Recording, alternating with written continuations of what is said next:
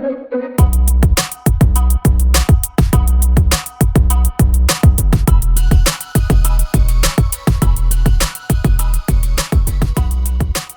everyone. Welcome to another episode of Ethical and Spiritual Dimensions of Leadership. Again, my name is Taryn Scott.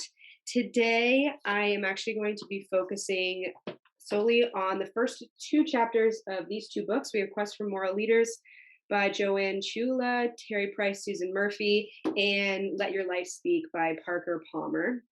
I have just started this journey of diving deeper into ethical and spiritual dimensions of leadership over the course of the next couple months.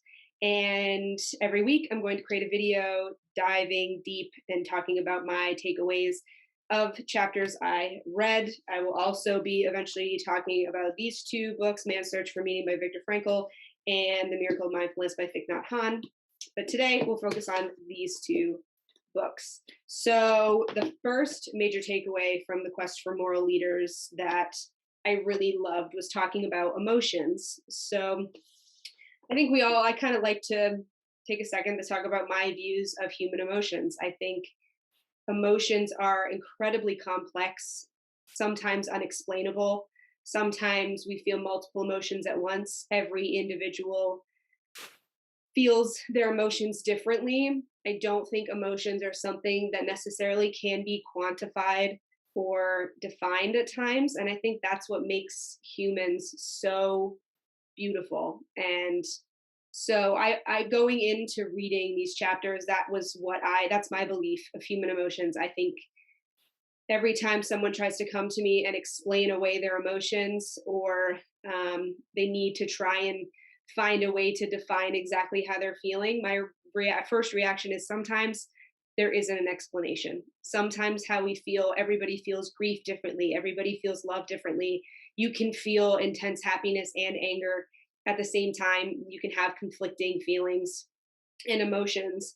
And reading Quest for Moral Leaders, one thing that really struck me was that the authors said that, there's emotions that easily, I think if you ask most of the public about emotions in leadership, they could say pride, they could say power, motivation, vision. Those are emotions that kind of seem to go hand in hand with leadership as a whole.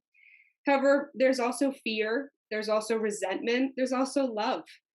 And there's probably 100 other emotions that are very complex. And so they talk about emotional integrity.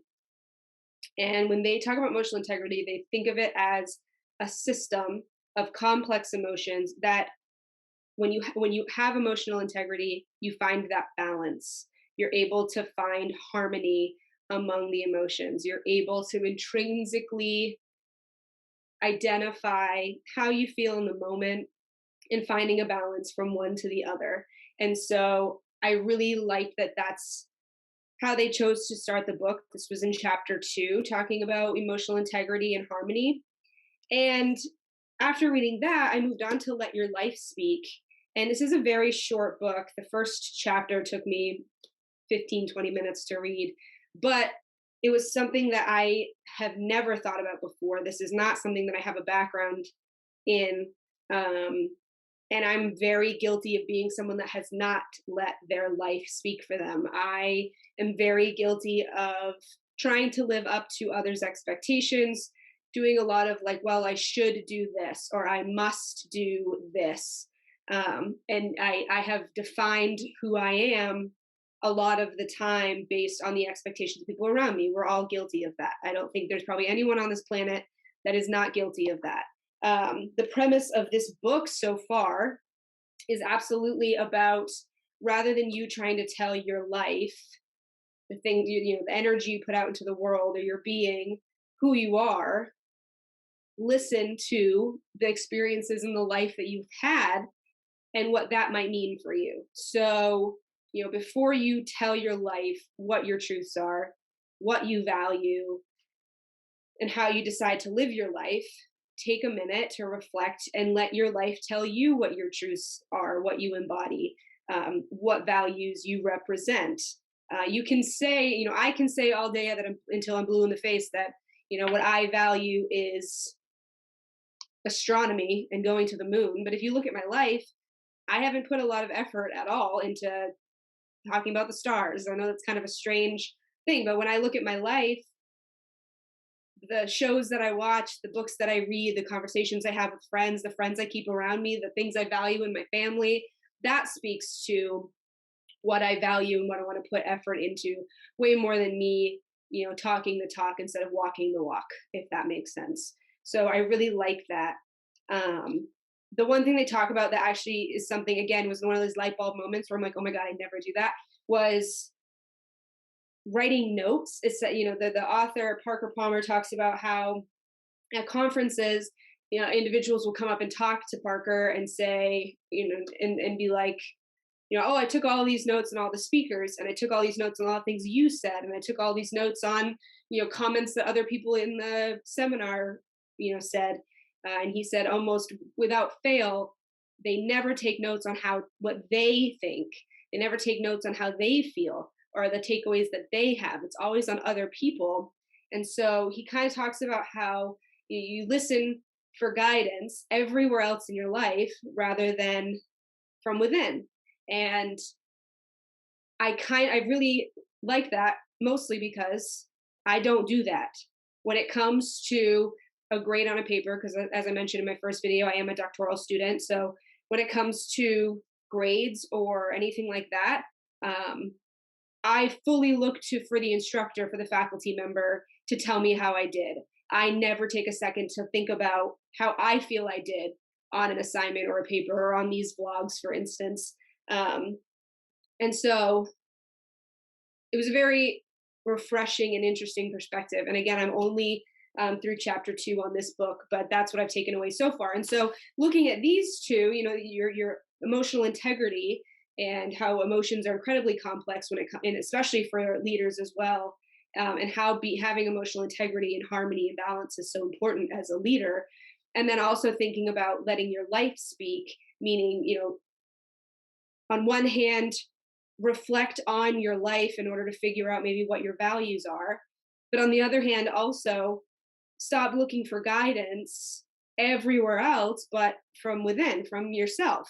And so combining these two, I think listening from within and letting your life speak can help you figure out your emotional integrity, you figuring out what your emotional harmony and balance is. It can help you figure out, what frustrates me or makes me angry. When I feel love, not lust, but love, what is that for me? What does that look like? And how can I take a bad day and turn it into a good day? How in the past, when I've had a really bad day, have I de-stressed or unwound? So I think using the tools from Let Your Life Speak can actually help figure out your emotional resiliency, your harmony, your balance. And that is so important as a leader, because after all, one, I think a leader in a bad mood can, it's contagious. Moods are contagious. Emotions are contagious. And so if you're the leader walking into a room full of followers with a crappy attitude and a terrible, having a terrible day, and you're taking it out on your followers, they in turn are also going to have a bad attitude and be mean or negative.